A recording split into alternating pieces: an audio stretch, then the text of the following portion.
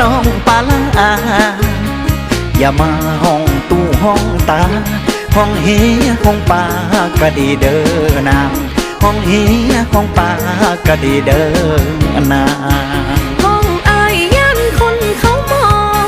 คนหัวพองเหมือนนิทานหัวนา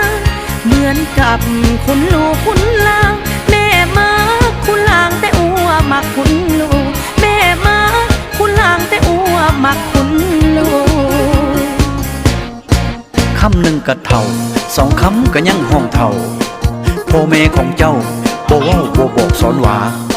ห้องอ้ายห้องพี่คำดีๆห้องเฮียห้องป๋าห้องเท่ามันตกใจวะผ้าให้หัวใจล่าลอยโยโยโยโยปล่อยลอยแก้มน้องปล่อยลอยปล่อยลอยแก้มน้องปล่อยลอยให้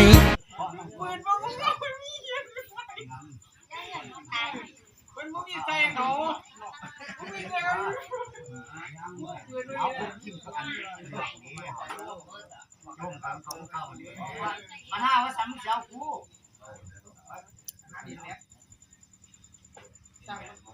ูถ่ายกูว่าเป็นคนเสียง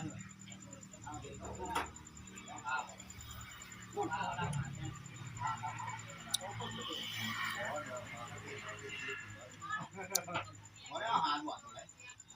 ไก่ว่างบนขึ้นมาเรียนได้